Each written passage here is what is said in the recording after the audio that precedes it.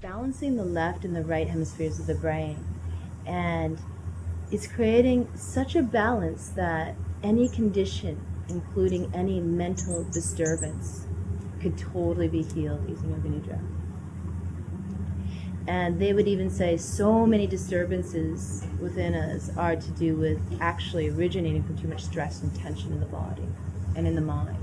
And this includes things like diabetes, migraines, hypertension, like heart problems, breathing problems. Problems that a lot of times, maybe allergies too, where even though there may be some external factors that aggravate it, some of the very root internal problems are from build-up of tensions and stresses. And this is emotionally, mentally, physically. In fact, when I taught Yoga Nidra to some really dedicated yogi friends of mine. And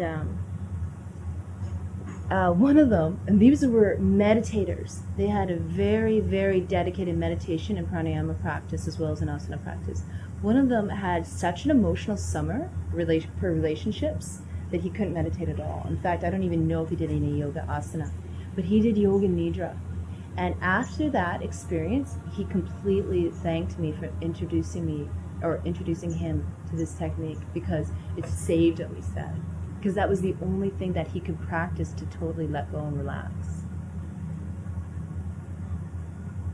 In fact, what a lot of people experience, especially with a little bit longer Yoga Nidras, is the body can let go so deeply, and I experienced this personally, that especially at the cranium and the sacrum, if you don't have very much cushioning underneath you, it can sink so deeply into the floor that it actually creates pain from the deepest pressure of letting go into the earth. So I recommend people just to put something underneath their head or extra cushioning just to make sure they're comfortable if that happens for them. So the Yoga Nidra is a technique, and the technique prolongs the alpha wavelength. But ultimately, what they're trying to describe is a state of meditation, which is no different than meditation. And in this state, the ultimate essence of Yoga Nidra is to merge with the true self. So that is ultimately the aim of Yoga Nidra.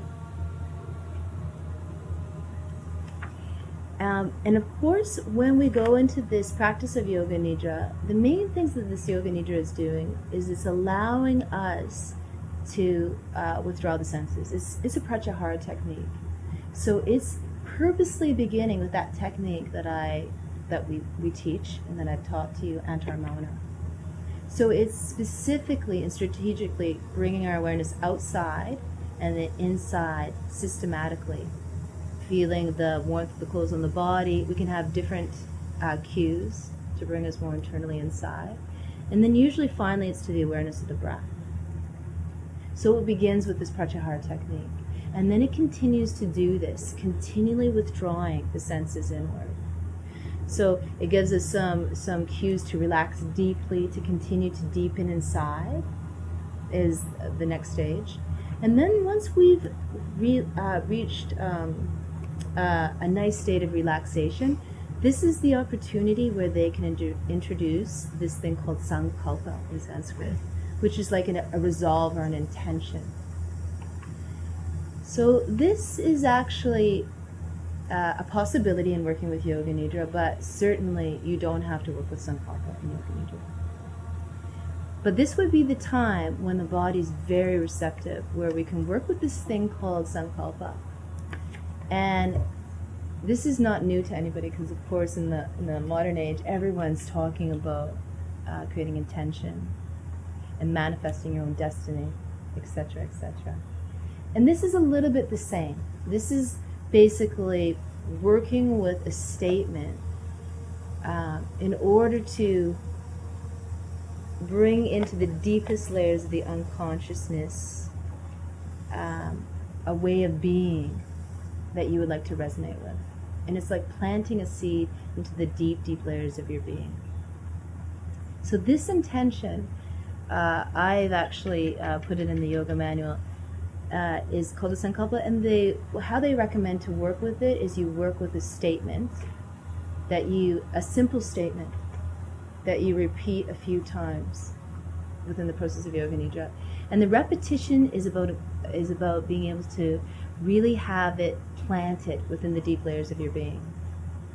And the statement needs to be said the exact same and as simple, as concise as possible. So it's very clear within your consciousness. They would also, or modern psychology would also say, that it's best when you work with Sankalpa to work only in the positive, because people are uncertain that when you go into the subconscious layers and the unconscious layers, or the subconscious, whether there's any distinction between negatives and positives. So if we work with Sankalpa, and we would like to work with really intentionally transforming the body, either fostering something within ourselves or letting go of something,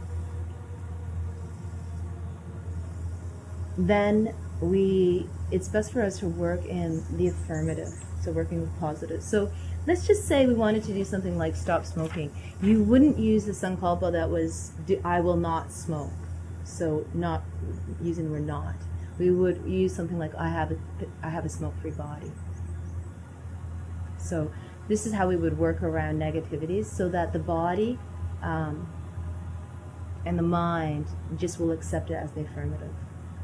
So that's one part of the Sankalpa. The second one is, ultimately, the Sankalpa really depends upon your sincerity and your devotion and your determination to allow this manifestation to occur. Because for something to be able to manifest, it must manifest at all the different layers of your being.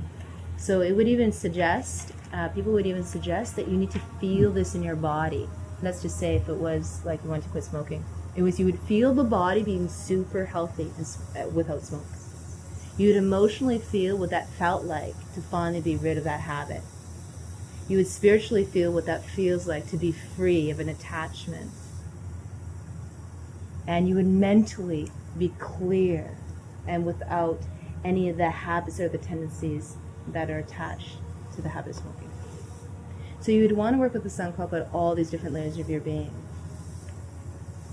And the final way you can work with Sankalpa, if you choose to work with this in Yoga Nidra, is you can work with this element of gratitude. And gratitude is said to be a very high vibration. So we work with this notion of gratitude, and this gratitude is